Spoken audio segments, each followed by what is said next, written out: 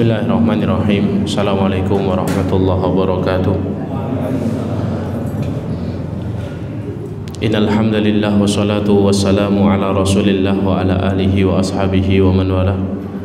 Asyhadu an la ilaha illallah wahdahu la syarika lah. Asyhadu anna Muhammadan abduhu wa rasuluhu la nabiyya wa la rasula ba'dah. Allahumma la sahla illa ma ja'altahu sahla wa anta in syi'ta taj'alul hazana sahla. Rabbi shrah li sadri wa yassir li amri wahlul 'uqdatam min lisani yafqahu qawli. Allahumma la taj'al musibatana fi dinina wa la taj'alid dunya akbara hammina wa la mablagha ilmina. Allahumma 'allimna ma yanfa'una wanfa'na bima 'allamtana wa zidna ilma wa amala wa jannibna ma yadurruna fi dinina wa dunyana ya arhamar rahimin. Amma ba'du. Ma'asyiral muslimin muslimat, sholihin, sholihat, bapak ibu, saudara saudari yang dimuliakan Allah Ta'ala. Alhamdulillahirabbil alamin. Kita bersyukur kepada Allah, malam hari ini Allah memperkenankan kita semuanya kembali hadir salah satu majlis ilmu, taman di antara taman surga Allah.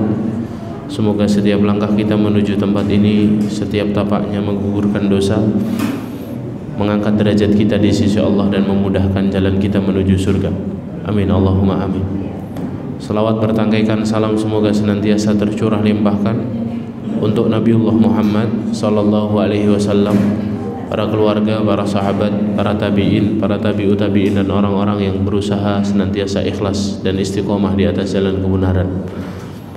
Sholihin sholihat yang dimuliakan Allah Ta'ala, dari banyaknya doa yang ada di dalam Al-Quran, doa yang pertama yang Allah sebutkan di dalam Al-Quran adalah doa tentang bagaimana seorang hamba meminta hidayah kepada Allah Subhanahu wa Ta'ala.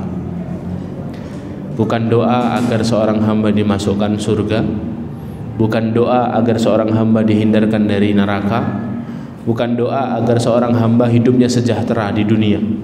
Tapi doa yang pertama kali Allah sebutkan di dalam Al-Quran adalah doa bagaimana seorang hamba tadi mendapat petunjuk dari Allah Subhanahu wa Ta'ala. Allah Subhanahu wa Ta'ala berfirman di dalam surah Al-Fatihah ayat yang ke-6, ihdinas siratal mustaqim. Ya Allah, tunjuki kami jalan yang lurus. Dan doa ini tidak hanya kita sebut sekali dua kali di dalam sehari, minimal kita membacanya 17 kali di dalam sholat kita. Ihdinas siratal mustaqim, tunjuki kami ya Allah jalan yang lurus, tunjuki kami ya Allah jalan yang lurus. Para ulama tafsir ketika membahas kalimat ihdinas siratal mustaqim ini, para ulama tafsir mengatakan ini doa yang sangat penting di dalam kehidupan kita, karena Allah saja memulai doa ini dengan bagaimana Allah memberikan cara bagaimana seorang hamba itu berdoa. Di ayat 1 sampai 5-nya isinya tentang pujian kepada Allah, baru yang di ayat ke-6-nya isinya tentang permintaan seorang hamba. Artinya seorang hamba yang meminta kepada Allah harus memulainya dengan memuji Allah terlebih dahulu. Baru kemudian setelah itu dirinya berusaha untuk meminta kepada Allah Subhanahu wa Ta'ala dan dengan satu doa. Kata Ibnu Katsir, Allah ingin memberikan contoh adab seorang hamba dalam berdoa, dan jika dia benar-benar butuh sebuah doa, maka hendaknya dia menyebut namanya Allah berulang kali dulu, memuji Allah Subhanahu wa Ta'ala, baru setelah itu menyebutkan doanya. Doanya adalah ihdinas siratal mustaqim. Tapi lihat ayatnya dari awal, bismillahirrahmanirrahim, dengan menyebut nama Allah Maha Pengasih Maha Penyayang, memuji Allah terlebih dahulu. Alhamdulillahirabbil alamin, segala puji bagi Allah Rabb semesta alam. Memuji Allah lagi, Ar-Rahmanir Rahim, yang Maha Pengasih Maha Penyayang. Maliki yaumiddin, yang menguasai hari pembalasan. Iyyaka na'bud iyyaka nasta'in, hanya kepadamu kami meminta, kami menyembah, dan hanya kepadamu kami mohon pertolongan. Lihat bagaimana kemudian setelah 5 ayat memuji Allah Subhanahu wa Ta'ala, menyandarkan diri kita kepada Allah, baru setelah itu kita meminta ihdinas siratal mustaqim. Permintaannya bukan permintaan lain selain permintaan hidayah, hanya permintaan hidayah. Para ulama tafsir ketika membahas tentang ihdinas siratal mustaqim, ini permintaan yang sangat penting. Kalimat ihdinas siratal mustaqim dapat dimaknai dua makna. Yang pertama, bahwa hidayah itu miliknya Allah Subhanahu wa taala. Ya. Fakanallahu aslul khair.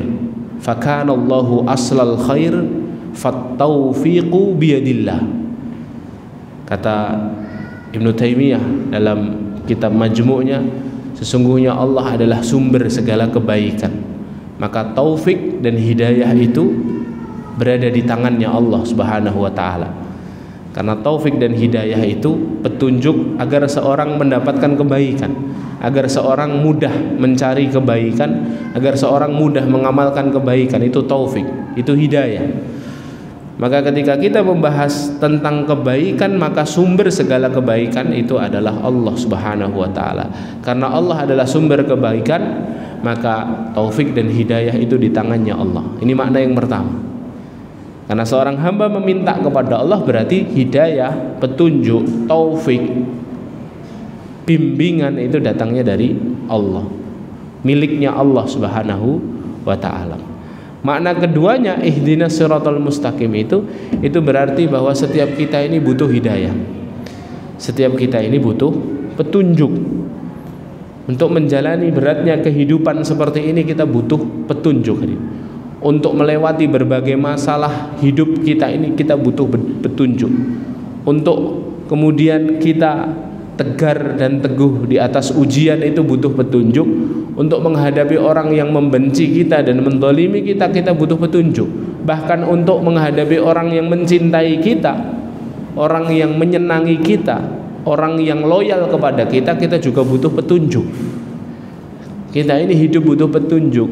Makanya kemudian kita minta petunjuk itu kepada zat yang punya petunjuk. Siapa? Allah Subhanahu wa ta'ala. Ibnul Qayyim itu menyebutkan ada 5 keadaan mengapa seorang hamba itu butuh petunjuk. Kita berada di salah satu di antara 5 keadaan ini, hadirin. Dan 5-5-nya butuh petunjuk semuanya.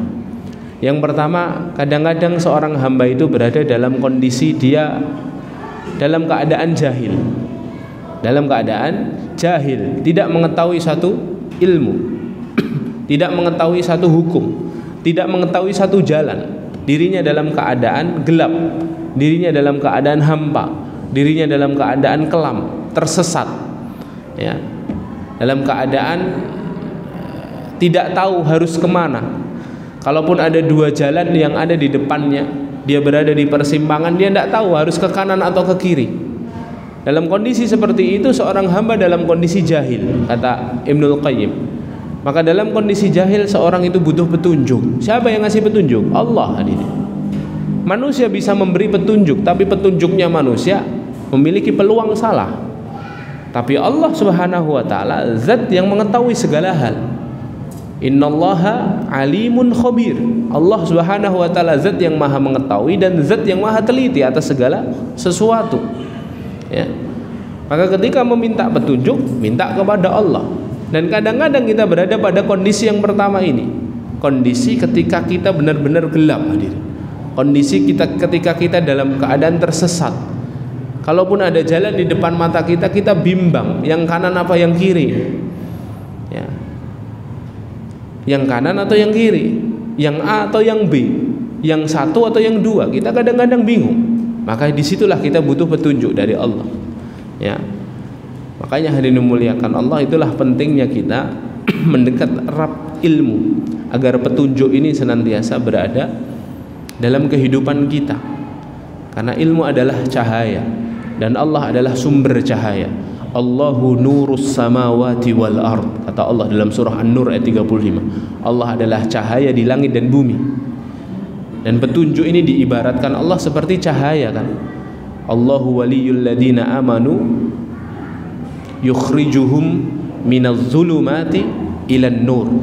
Allah adalah wali, teman, penolong, petunjuk, penuntun bagi orang-orang yang beriman, yang mengeluarkan mereka dari kegelapan menuju cahaya, ya. walladzina kafaru awliya'uhumut taghutu yukhrijunahum minan nuri ila zulumat. Adapun orang-orang kafir yang tidak mau dekat sama Allah, yang tidak mau beriman kepada Allah, mereka adalah teman-temannya syaitan, teman-temannya taghut. Apa kata Allah? Dan setan akan mengeluarkan seseorang dari jalan cahaya menuju jalan kegelapan. Jadi Al-Quran itu mengibaratkan jahil itu gelap, alim itu cahaya. Ya, maka kita kadang-kala berada dalam kondisi itu. Dan ini kondisi yang pertama kata Ibnu Qayyim al-Jauziyah. Ada kondisi yang kedua. Kadang-kadang kita masih tetap butuh petunjuk.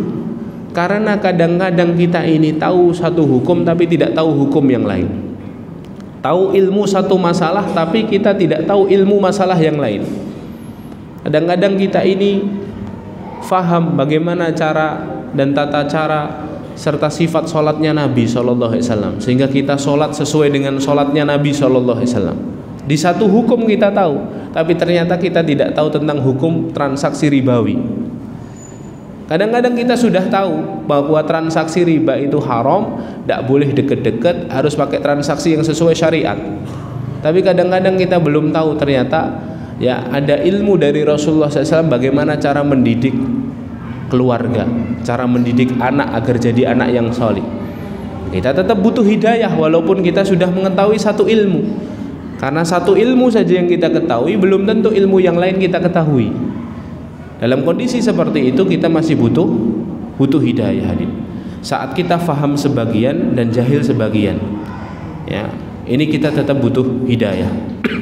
Lalu yang ketiga, hadirin muliakan Allah, kadang-kadang seseorang itu mengetahui suatu hukum itu benar, sesuatu itu benar, tapi ternyata kemudian setelah dia lalui beberapa waktu, ternyata dia sadar bahwa yang dia sangka benar itu salah. Kadang-kadang dia yakin betul ini salah, ya, tapi kemudian ternyata menurut Allah benar. Dalam kondisi seperti itu kita butuh hidayah. Kadang-kadang kita menyangka sesuatu ini benar, ini pasti, ini jalan keselamatan, ini yang harus kita pilih ini. Ya, ternyata suatu waktu kita ternyata salah pilih, hadirin. Karena ternyata yang kita sangka benar ternyata salah.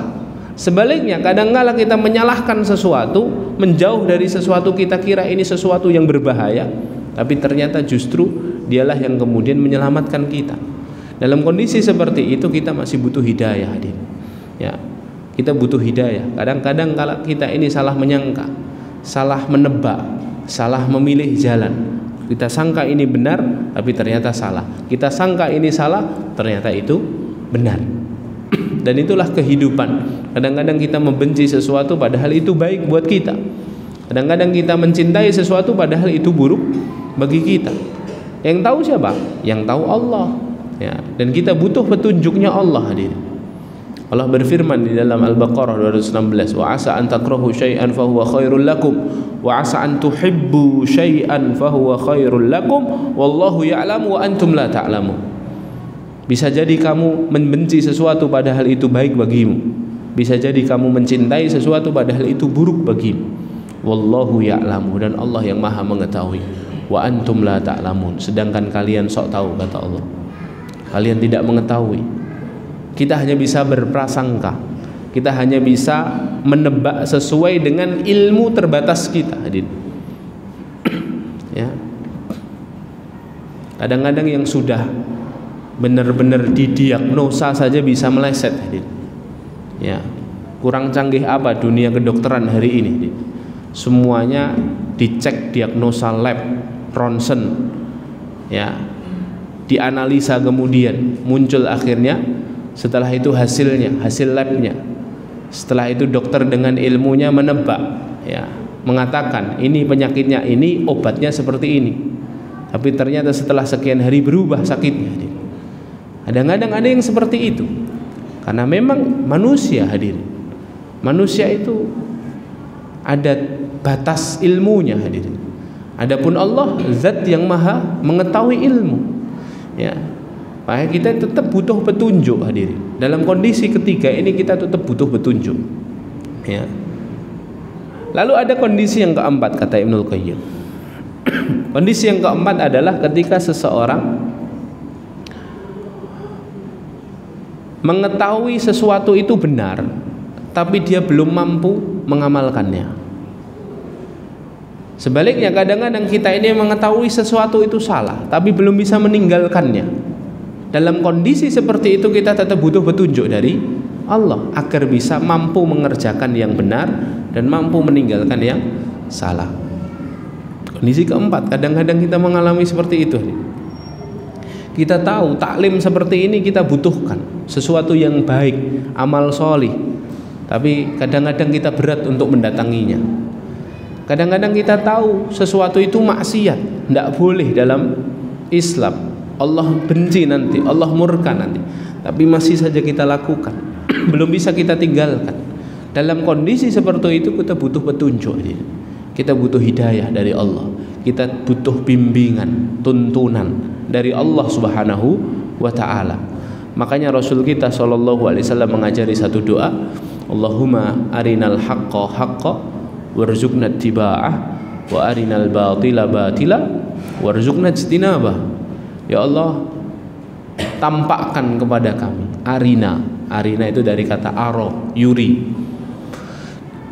Arina itu artinya, ya Allah, perlihatkan untuk kami, ya Allah. Perlihatkan. Ya, ro'a yaro itu artinya melihat. Kalau jadi aro yuri artinya memperlihatkan, melihat dan memperlihatkan. Kharaja itu artinya keluar. Kalau akhraja itu artinya mengeluarkan, gitu ya. Dalam bahasa Arab ada wazan fa'ala, ada wazan af'ala. Kalau af'ala berarti ditambahkan, ya. Kalau aroyuri itu berarti memperlihatkan. Arina, ya Allah, perlihatkan kepada kami al-haqqo haqqo, yang benar menurut kami itu benar menurutmu, ya Allah. Bukan yang benar menurut kami ternyata salah menurutmu, tapi perlihatkan, tunjukkan, tampakkan kepada kami yang benar itu benar, ya Allah. Warzuqna tiba'ah, dan karuniakan kami kemampuan untuk mengikutinya.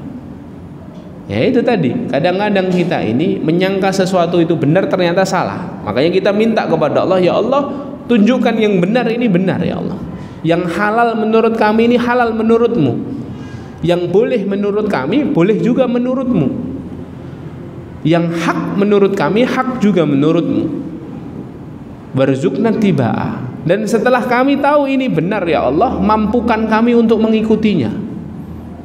Karena tadi ada seseorang itu yang tahu ini benar tapi belum mampu mengerjakannya, ya. Maka maha baiknya Allah Subhanahu wa ta'ala kepada orang-orang yang hendak bertaubat dari perbuatan maksiat yang dia lakukan, menyesali perbuatan dosa ini maksiat yang dia maksiati kepada Allah. Maha baiknya Allah, kadang-kadang ada orang itu yang tidak mampu bertaubat, tidak mampu bertaubat karena memang kondisi dan lingkungannya tidak mendukungnya untuk bertaubat. Dia pingin sekali bertaubat, tapi resikonya berat. Resikonya bisa ancaman kematian, resikonya bisa dikucilkan, resikonya bisa macam-macam. Kadang-kadang ada orang yang belum bisa bertobat, pingin bertobat tapi kondisi di sekitarnya tidak mendukung dia untuk bertobat. Maka maha baiknya Allah, Allah jadikan cara-cara lain agar dia bisa menggugurkan dosanya. Ya, ada cara memperbanyak amal solih. Innal hasanat yudhibna sayyiat. Sesungguhnya amalan solih itu dapat menggugurkan dosa-dosa. Ada cara doa dari orang-orang beriman. Doanya orang-orang beriman, orang-orang solih itu juga bisa menambahkan pahala untuk kita, mengurangkan kepada kita dosa. Ada ujian yang kalau dia bersabar kemudian menggugurkan dosanya. Ada banyak hal yang kemudian Allah berikan pintu agar seorang itu terbebas dari banyaknya dosa yang dia pikul, ya. Jadi hadirin muliakan Allah, barakallahu fikum. Kadang-kadang kita mengetahui sesuatu ini jalan kebenaran tapi belum mampu kita mengikutinya. Makanya doanya Allahumma arinal haqqo haqqo warzuqna tiba'ah. Dan doa sebaliknya wa arinal batila batila warzuqna jitinabah. Dan tunjuki kami ya Allah, perlihatkan kepada kami ya Allah yang batil itu batil, yang salah menurutku salah menurutmu ya Allah, yang tidak boleh menurutku ternyata juga tidak boleh menurutmu ya Allah. Tunjukkan yang salah itu salah ya Allah, warzuqna jitinabah. Dan rizkikan kepada kami, anugerahkan kepada kami kemampuan untuk menjauhinya. Ya. Kadang-kadang kita ini tahu ini dosa tapi tetap kita jalankan, tahu ini Allah bikin Allah murka tapi tetap kita lakukan, belum bisa kita tinggalkan. Makanya kita memohon kepada Allah dengan doa tersebut, agar Allah memilihkan yang halal-halal saja untuk kita, menjauhkan kita dari yang haram-haram. Kayak ada satu doa hadirin, di keadaan ketiga, ketika kita menyangka sesuatu itu halal ternyata salah, sesuatu itu tidak boleh ternyata boleh, kita diajari satu doa, Allahumma kfini bihalalika an haramika waghnini bifadlika amman siwaka. Ya Allah, cukupkan aku pada yang halal-halal sehingga aku tidak butuh pada yang haram-haram, waghnini bifadlika amman siwaka, dan cukupkan aku ya Allah pada karuniamu sehingga aku tidak butuh kepada zat selainmu. Ya. Ini doa yang luar biasa, dipilihkan Rasulullah SAW untuk putri beliau tercinta Sayyidah Fatimah radhiyallahu anha. Ketika Sayyidah Fatimah bertanya kepada Rasulullah, ya Rasulullah, bagaimana terhindar dari sesuatu yang membelit dan membelenggu kita, ya, dari hal-hal yang haram. Maka kemudian Rasulullah SAW bersabda, Kul Allahumma kfini bihalalika an haramika waghnini bifadlika amman siwaka. Agar Allah mencukupkan kita sama yang halal-halal saja, Allah mencukupkan kita sama rizkinya Allah saja, sehingga kita tidak butuh kepada selain Allah Subhanahu wa ta'ala. Itu kondisi yang keempat tadi. Kondisi yang kelima kata Ibnul Qayyim adalah kadang-kadang orang itu jahil, tidak tahu ilmu, butuh hidayah. Yang kedua, kadang-kadang seorang itu tahu satu ilmu tapi tidak tahu ilmu yang lain. Ya, dia faham satu masalah tapi tidak faham masalah yang lain. Dia butuh hidayah.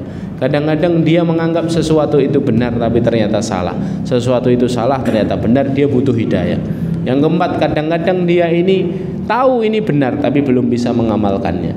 Tahu ini salah tapi belum bisa meninggalkannya, dia butuh hidayah. Yang kelima, kadang-kadang seorang sudah berada di atas jalan hidayah, dan semoga kita termasuk yang kelima ini. Ada kalanya kita berada pada kondisi kita on the track, hadirin, di atas jalan yang lurus, alas siratil mustaqim, dalam keadaan diberi hidayah oleh Allah, dalam keadaan diberi taufik dan petunjuk oleh Allah, dimudahkan dalam beramal soleh, dipersulit dalam bermaksiat. Berat rasanya kalau kita melihat maksiat itu, rasanya berat untuk mendekatinya. Gelisah hati kita, deg-degan, khawatir nanti Allah murka. Kadang-kadang juga ketika melihat satu amal soleh, satu kebaikan, kadang-kadang kemudian kita ringan sekali untuk mendatanginya. Berarti kita berada di atas jalan hidayah. Dalam kondisi kelima ini, dalam keadaan kelima ini, kita juga butuh hidayah, hadir. Walaupun kita sudah berada di atas jalan hidayah, kita tetap butuh hidayahnya Allah, hadir. Karena kondisi kita hari ini tidak jaminan kondisi kita meninggal besok, hadir. Kita masih butuh hidayah sampai akhir hayat kita, hadir. Maka kita tetap minta hidayah kepada Allah Subhanahu wa ta'ala. Maka kalimat ihdinas siratal mustaqim itu bukan kalimat untuk orang yang tersesat. Para orientalis barat ketika mengkritisi surat Al-Fatihah itu mereka mengatakan berarti orang-orang beriman itu tersesat, karena setiap hari harus mengatakan ihdinas siratal mustaqim, tunjuki kami jalan yang lurus ya Allah. Berarti mereka masih tersesat. Karena berdoa dengan doa itu salah. Anggapan mereka salah. Bahkan orang yang berada di atas jalan yang lurus masih butuh hidayah, agar nanti di persimpangan dia tidak belok, agar dia nanti ketika berada di tengah jalan dalam perjalanan yang menuju Allah ini tidak menyimpang. Dia tetap butuh hidayahnya Allah Subhanahu wa ta'ala. Para nabi dan para rasul doanya doa hidayah. Siapa yang ngajari doa ya muqallibal qulub tsabbit qalbi ala dini? Rasulullah. Wahai zat yang membolak-balikkan hati, teguhkan hati kami di atas jalan ketaatanmu, jalan agamamu. Rasulullah yang ngajari kita agar terus menerus minta hidayah kepada Allah Subhanahu wa ta'ala. Berarti memang hidayah ini dibutuhkan dalam segala keadaan, hadir. Makanya tidak ada orang yang merasa dirinya sudah solih, hadir. Karena sudah solih itu tidak bisa jadi jaminan, hadir. Kita bukan nabi yang maksum dari dosa, kita bukan malaikat yang hanya bisa taat. Kita manusia yang diberikan dua kecenderungan taat dan kecenderungan maksiat. Ya, maka kita ini butuh hidayah terus sampai akhir hayat kita. Kan Rasulullah SAW yang bilang, fa inna ahadakum la ya'malu bi amali ahlil jannah hatta ma yakunu bainahu wa bainaha illa dhira'. Ada di antara kalian yang hidupnya sejak kecil sampai besar diliputi dengan amalan penduduk jannah, amalan solih terus, ibadah terus. Kecilnya lahir di lingkungan Islami, rumahnya dekat masjid, agak gede disekolahkan orang tuanya di SD Islam, SMP Islam, SMA Islam, universitasnya jurusan pendidikan agama. Ya, nikahnya sama orang solih, orang solihah. Di antara kalian ada yang hidupnya ditaburi dengan amalan penduduk jannah, kata Rasulullah. Hatta ma yakunu bainahu wa bainaha illa dhira', sampai jarak antara dirinya dengan surga itu tinggal satu hasta. Tinggal segini ya diri. Satu hasta, dhira' itu sini sampai sini. Artinya kalau dia meninggal dalam keadaan itu sibuk beramal soleh, masuk jannah. Karena sudah tinggal dekat lagi masuk jannah. Fayasbiqu alaihil kitab, catatan takdir mendahuluinya. Fayamalu bi amali ahlin nar, dia melakukan satu amalan penduduk neraka. Fayadkhulaha, tidak jadi masuk jannah, masuk neraka. Hanya di penghujung hidupnya dia melakukan satu amalan penduduk neraka. Apa? Syirik kepada Allah, murtad dari agama Allah. Dia jadi masuk surga, hadirin. Ya, dia jadi masuk surga. Beberapa waktu lalu, hadirin, ada jamaah yang coba konsultasi dengan Al-Fakir. Ya, anaknya dididik dari TK, SD, SMP, SMA. Itu pendidikan agama, tidak kurang-kurang, hadirin. Bapak ibunya ngaji. Tapi kemudian ketika dia sekolah kuliah, selesai kuliah, dia dapat kerjaan di ibu kota. Kemudian beberapa lama, belum ada 1 tahun di ibu kota, nelpon kepada ibunya. Ibu, saya kok sudah mulai gerah dengan jilbab saya ya. Teman-teman saya sudah tidak pakai jilbab. Ya, sudah beberapa hari ini saya berangkat kerja tidak pakai jilbab. Apa enggak musibah itu, hadirin? Orang tuanya perasaannya bagaimana itu? Ya. Bahkan ada yang kemudian, ini cerita lain, hadirin. Anaknya murtad, hadirin. Sekolahnya Islam, SD, SMP, SMA Islam. Kemudian ketika jauh dari orang tuanya salah pergaulan, pulang-pulang sudah tidak sholat. Ternyata diketahui teman-temannya sudah bilang, loh dia dibaptis, dia murtad dari agama Allah. Apa tidak berita buruk itu? Musibah terbesar seseorang itu ketika dia diuji, ujian keimanan ini. Gimana sedihnya orang-orang terdekatnya. Loh, itu menimpa dia, menimpa fulan dan fulan ini, fulan dan fulanah ini. Bisa jadi juga menimpa kita, hadirin. Kalau kita tidak mencoba merawat hidayah ini, tidak coba minta terus kepada Allah hidayah ini. Karena memang Rasulullah yang menyebutkan nubuat tersebut. Ada orang yang hidupnya penuh dengan amalan penduduk jannah, meninggalnya masuk neraka. Sebaliknya, fa inna ahadakum la ya'malu bi amali ahlin nar, hidupnya penuh dengan kemaksiatan, amalan penduduk neraka. Hatta mayakunu bainahu wa bainaha illa dhira', sampai jarak antara dia dengan neraka tinggal 1 jengkal. Fayasbiqu alaihil kitab, catatan takdir mendahuluinya. Fayamalu bi amali ahlil jannah, dia melakukan satu saja amalan penduduk jannah, masuk jannah, hadirin. Berarti hidayah ini kan miliknya Allah, hadirin. Bukan kita yang kemudian bisa mendapatkannya setiap saat. Kita harus minta terus hidayah kepada Allah Subhanahu wa taala. Ada seorang sahabat bernama Usairim bin Abdul Ashal. Usairim ini panggilan, nama aslinya ada sendiri. Usairim ini dari kata sawarim. Ya, sawarim itu pedang yang terhunus. Karena Usairim ini sebelum masuk Islam, dia adalah orang yang sangat ditakuti oleh pasukan Islam karena lihainya memainkan pedangnya dalam peperangan. Berapa banyak kepalanya pasukan kaum muslimin yang sudah kena penggal Usairim ini.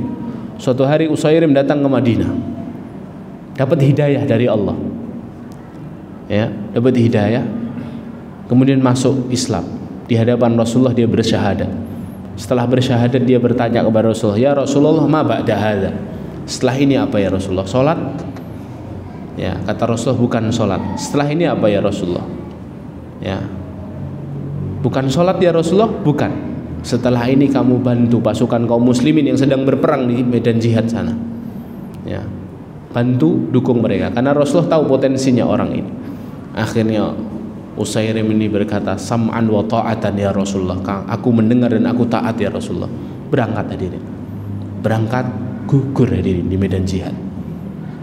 Para sahabat berkomentar, ini orang satu-satunya manusia yang belum pernah menempelkan jidatnya bersujud di atas muka buminya Allah, belum pernah sholat tapi masuk surga. Coba hadir. Ya, kenapa? Karena ternyata hanya dengan syahadatnya Allah masukkan dia ke dalam surga. Belum banyak beramal soleh hadirin. Dengan taubatnya, dengan hijrahnya masuk surga hadirin. Jadi tidak jaminan hadirin. Ya, tidak ada yang bisa kita mintai kecuali Allah Subhanahu wa taala tentang urusan hidayah ini. Makanya yang pertama kita harus meminta terus hidayah ini kepada Allah. Ini yang pertama. Kemudian yang kedua, kita harus mengetahui penghalang-penghalang hidayah hadirin. Kita harus mengetahui penyakit-penyakit yang menyebabkan kita ini kehilangan hidayah, yang menyebabkan kita ini kandas dalam keimanan. Ya, waliyazubillah. Para ulama mengatakan penyakit ini ada dua. Yang paling berbahaya menghalangi seseorang dari hidayah itu dua. Kalau boleh kita singkat agar kita gampang menghafalnya, 2S. S yang pertama adalah syubhatud dhalal, syubhat yang menyesatkan. S yang kedua adalah syahawatul ghai, syahwat yang melalaikan. Ya. Jadi syubhat dan syahwat. Apa itu syubhat? Apa itu syahwat? Syubhat itu kesamar-samaran hadir. Abu-abu itu syubhat. Tidak jelas itu syubhat. Ya, statusnya tidak jelas. Antara boleh dan tidak boleh, tengah-tengahnya itu syubhat.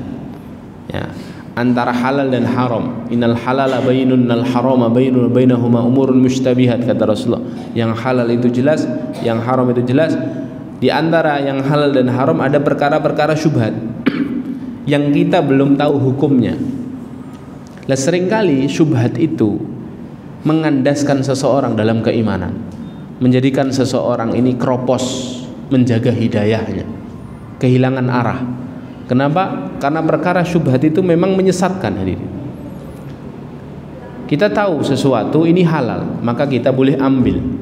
Kita tahu sesuatu ini haram, maka kita jauhkan.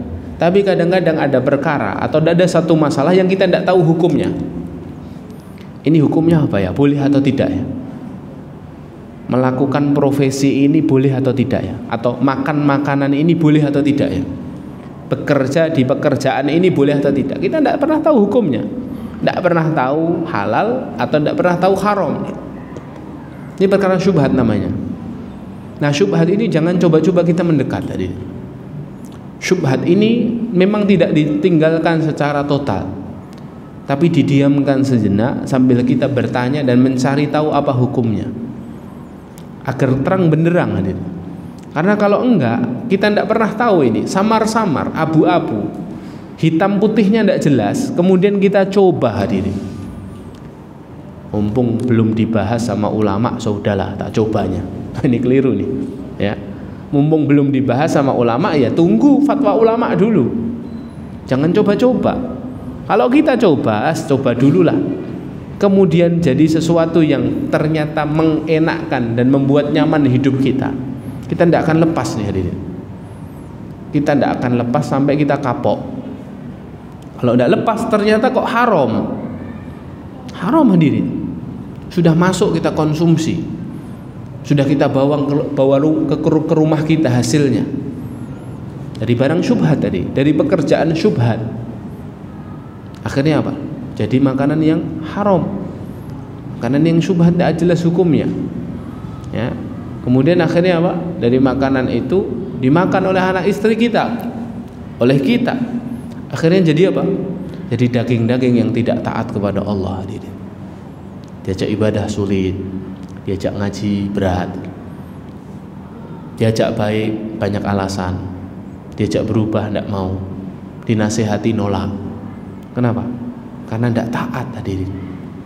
Makanan yang haram dan syubhat hanya akan menumbuhkan daging-daging yang tidak taat kepada Allah. Yang tadinya istiqomah jadi nggak istiqomah.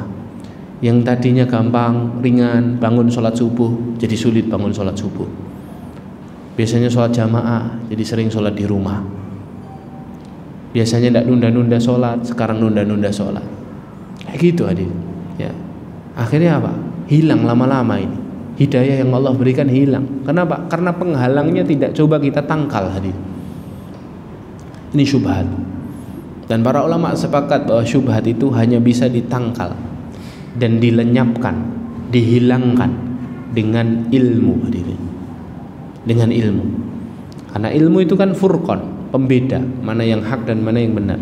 Dengan ilmu kita tahu status sesuatu hadirin. Ya. Makanya untuk menghilangkan syubhat ini dengan ilmu. Makanya tadi ketika kita dalam keadaan tidak tahu, mendekatlah kepada ilmu. Ilmu itu mengistiqomahkan hadirin. Ya. Taufik yang paling berharga itu adalah taufik ketika Allah memudahkan kita jalan untuk menuntut ilmu. Karena dengan ilmu itu membukakan taufik-taufik yang lain, membukakan petunjuk-petunjuk yang lain. Maka syubhat itu dihilangkan dengan ilmu. Makanya kalau kita ini ingin istiqomah, ingin senantiasa ditunjuki oleh Allah, selain meminta kepada Allah, bentuk ikhtiarnya adalah mendekat ke majelis ilmu. Harus ada porsinya. Porsinya sesuaikan dengan kemampuan kita dan kondisi kita.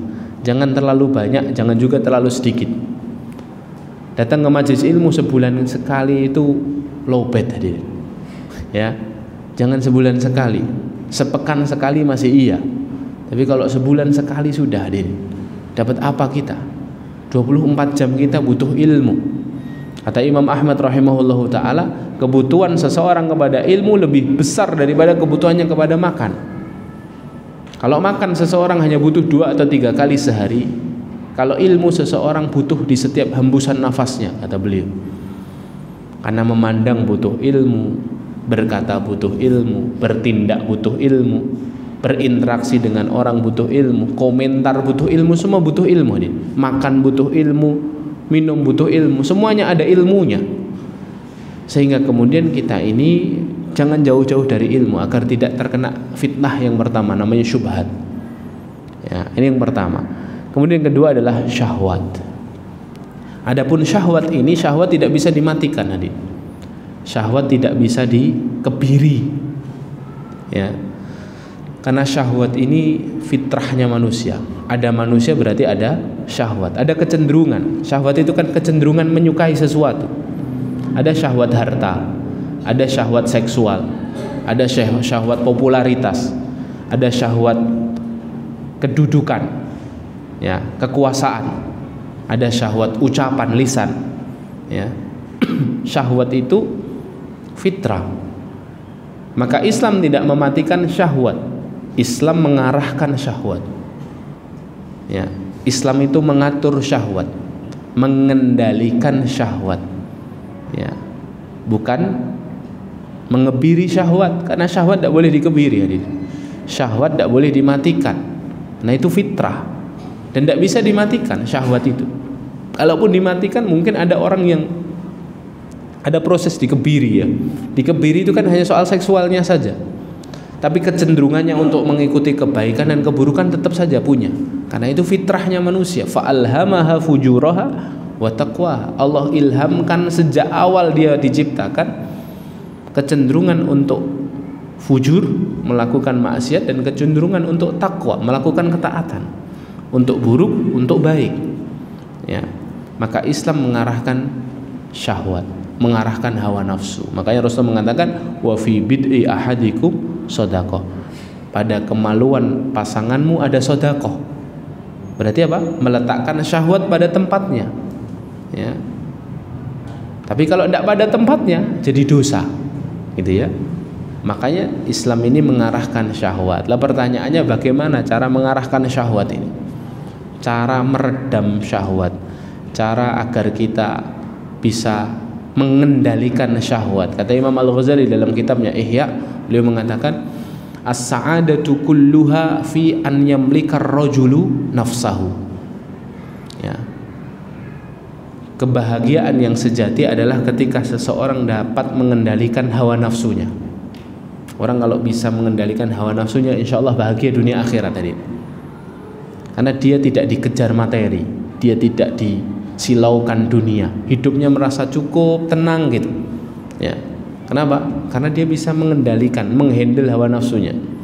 Wasyaqawatu kulluha, kata beliau. Dan kebinasaan, kesengsaraan sesungguhnya fi an yamlikuhu, fi an tamlikuhu nafsuhu. Kesengsaraan sesungguhnya adalah ketika seseorang dikendalikan hawa nafsunya. Maka penting untuk kita ini mengendalikan syahwat, meredam dan mengarahkan syahwat. Caranya para ulama mengatakan ada 6 cara. Cara yang pertama adalah menjaga hati. Kenapa hati harus dijaga? Karena hati kalau tidak dijaga, tidak dibentengi, akan dikuasai syaitan. Kalau sudah dikuasai syaitan, semua anggota tubuh taat sama hati, taat sama syaitan. Rajanya anggota badan kita ini kan hati. Kalau hati ini sudah kotor, sudah seorang bisa mukul saudaranya, bisa nembak saudaranya, ya kan? Bisa berkata-kata kotor, ya, bisa dolim sama saudara, bahkan bisa membunuh saudaranya kalau hatinya kotor. Tapi kalau hatinya bersih, ya, lisannya mudah untuk berzikir, tangannya mudah untuk memberi manfaat kepada orang lain, ya, akalnya digunakan untuk di tempat-tempat yang baik, kakinya dilangkahkan menuju tempat-tempat yang diridhoi Allah. Kenapa? Hatinya terjaga. Makanya penting untuk kita menjaga hati. Ada doa yang dicontohkan oleh Rasulullah untuk menjaga hati. Doanya adalah Allahumma ati nafsi taqwaha wa zakkiha anta khairu man zakkaha anta waliyuha wa maulaha. Allahumma, ya Allah, ati nafsi taqwaha, ya, berikan kepada hatiku sikap takwanya, jadikan hatiku bertakwa ya Allah. Wa zakkiha, ya, zakka, yuzakki itu artinya dan bersihkan, sucikan, dan sucikan ia ya Allah, anta khairu man zakkaha, karena engkau adalah sebaik-baik zat yang mensucikannya. Anta waliyuha wa maulaha, engkau yang menjaga hatiku dan engkau yang memilikinya, ya, engkau yang memiliki hati. Jadi kita minta sama yang punya hati, yang menggenggam hati kita agar menjaga hati kita. 1. 2,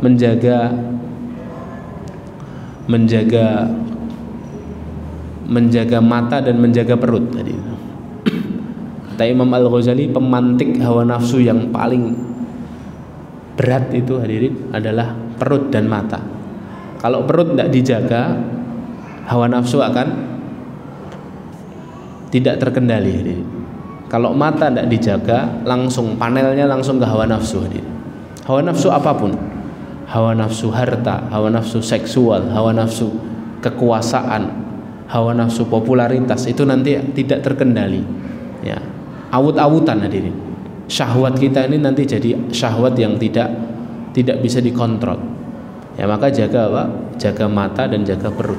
Jaga mata dari 4 hal, jaga perut dari 2 hal, kata Imam Al-Ghazali. Jaga mata 1 dari memandang lawan jenis yang bukan mahram. Ini harus dijaga. Yang kedua, dari gambar-gambar yang haram, gambar-gambar yang tidak senonoh. Jaga.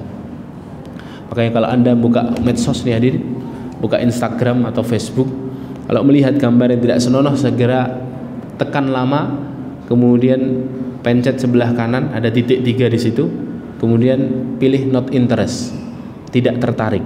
Harus begitu hadirin. Ya, kalau nanti gambar-gambar yang semacam itu akan hilang dari beranda kita. Ya, memang harus ada amar ma'ruf untuk diri kita sendiri. Ya, kalau buka YouTube, ya biar bebas iklan, ya pakai yang premium, begitu. Kalau enggak, ya gimana? Akan keluar terus. Ya, jadi sebisa mungkin kita menjaga mata kita dari hal-hal yang diharamkan. Kedua, yang ketiga, menjaga mata dari merendahkan orang lain, kata Imam Al-Ghazali. Nah, kalau sudah mata kita ini memandang remeh, memandang rendah orang lain terus, nanti ya hawa nafsu kita akan membuncah. Kita akan berusaha mengalahkan orang ini terus. Kita akan berusaha kita ini yang paling baik. Dipandang seseorang itu selalu dia lebih baik daripada diriku menurut Allah. Di mata Allah dia orang ini lebih baik. Lihat orang yang lebih tua, katakan usianya lebih panjang, berarti amalan solihnya lebih banyak daripada saya. Lihat anak yang lebih muda, jangan remehkan adik. Katakan usianya lebih pendek, lebih sedikit daripada saya, berarti dosanya lebih sedikit daripada saya. Begitu adik. Jadi pandang terus kebaikan, jangan pandang remeh seseorang. Kemudian yang ketiga, jaga mata dari aib dan prasangka. Jadi memandang seseorang itu bawaannya husnudzon saja, jangan suudzon. Kalau tahu aibnya jangan disebarkan, tapi ditutup. Ya, man sattara musliman atau mukminan, barang siapa yang menutup aib seorang muslim dan seorang mukmin, maka Allah akan menutup aibnya di hari kiamat. Menjaga perut dari dua hal. Yang pertama adalah dari makanan-makanan yang haram, yang kedua dari pekerjaan-pekerjaan yang haram.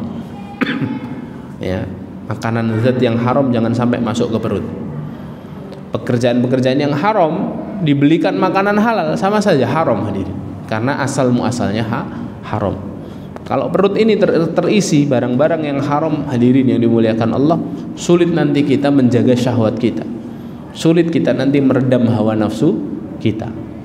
Nah, itu yang kedua, jaga mata dan jaga perut. Yang ketiga, dimuliakan Allah, jaga sholat. Jaga sholat. Kenapa jaga sholat? Karena sholat dan syahwat itu berbanding terbalik hadir. Allah berfirman dalam surah Maryam ayat 59, "Fakhalafa min ba'dihim khalfun adha'us sholat wattaba'us syahawat." Akan datang suatu generasi yang akan meremehkan sholat dan mengikuti hawa nafsu. Jadi orang yang meremehkan sholat pasti mengikuti hawa nafsu. Kenapa? Karena haknya Allah saja diremehkan, apalagi hak orang lain akan lebih diremehkan. Makanya hawa nafsunya terus dituruti. Ya, maka kalau kita ini sedang dalam keadaan syahwat kita awut-awutan hadirin, hawa nafsu kita tidak terkendali, maka cek kualitas sholat kita hadirin. Mungkin sholat kita sering masbuk, mungkin kita sering tidak berjamaah sholat, mungkin kita sering menunda-nunda waktu sholat. Nah, seperti itu. Ya, jadi yang ketiga adalah lihat sholat kita hadirin. Kemudian selanjutnya yang keempat, mengganti kegelisahan, kata para ulama. Ya, mengganti kegelisahan. Jadi memandang sesuatu itu jangan dengan kegelisahan dunia dulu. Yang pertama dengan kegelisahan akhirat dulu. Jadi kalau mau mengerjakan satu pekerjaan, tanya dulu kepada diri kita, pekerjaan ini bikin Allah ridho atau bikin Allah murka? Mau ngambil sesuatu, memutuskan sesuatu, tanyakan dulu kegelisahan akhiratnya. Ini mengantarkan saya ke surga atau mengantarkan saya ke neraka? Nah, itu yang kemudian akan menjaga diri kita dari syahwat yang membuncah. Kemudian yang kelima adalah dekat dengan orang-orang lemah dan orang-orang yang terkena musibah. Dekat dengan orang lemah dan terkena musibah itu menjadikan kita banyak bersyukur, sehingga kita nggak lihat atas terus, nggak panas terus, nggak silau sama dunia terus. Kenapa? Karena merasa cukup. Ternyata banyak saudara kita yang lebih susah, yang lebih menderita daripada kita yang diberikan Allah nikmat yang ternyata cukup dalam kehidupan kita. Yang keenam, memperbanyak zikrullah, kata para ulama. banyak zikir. Jangan sampai lisan kita kering dari berzikir kepada Allah, jangan sampai hati kita berpaling dari Allah. Jadi setiap hari, setiap waktu, kapan saja, di mana saja, pastikan kita mengingat Allah. Di kemacetan sebut Allah, subhanallah, alhamdulillah, la ilaha illallah, Allahu akbar, la haula wala quwata illa billah. Gunakan untuk istighfar, astagfirullah, astagfirullah. Hujan, nggak ada payung, harus nunggu berteduh, zikir, subhanallah, subhanallah, subhanallah, Allahu akbar, Allahu akbar, Allahu akbar, astagfirullahaladzim wa atubu ilaih. Begitu, sehingga apa? Menjadikan zikir itu menjadikan seseorang itu senantiasa mengingat Allah, bukan mengingat selain Allah. Selain menjadikan syahwatnya itu tidak bisa diatur karena sering mengingat selain Allah Subhanahu wa taala. Nah, itu hadirin dimuliakan Allah, kita berusaha terus meminta hidayah kepada Allah, dan salah satu ikhtiar agar hidayah ini tetap bersemayam dalam diri kita sampai akhir hayat kita adalah mencegah penghalang-penghalang hidayah. Di antara penghalang hidayah yang paling besar adalah penghalang syubhat dan penghalang syahwat. Keduanya harus kita jauhi dan kita cari cara mematikannya dan cara meredamnya. Syubhat bisa dihilangkan, tapi syahwat hanya bisa diarahkan dengan cara-cara yang sudah disebutkan oleh para ulama tadi. Barakallahu fikum. Semoga apa yang kami sampaikan bermanfaat untuk diri kami pribadi dan kepada jamaah yang dimuliakan Allah. Mari kita tutup majlis ini dengan bacaan kafaratul majlis. Subhanakallahumma bihamdika, asyhadu an la ilaha illa anta, astaghfiruka wa atubu ilaik. Assalamualaikum warahmatullahi wabarakatuh. Hina mahall al-bala جئت إليك ذليلا أناجي من لي غيرك ربي يسمع مني شكواي من يستجيب الدعاء إلا الذي قد دعانا إليه من لي غيرك ربي معبود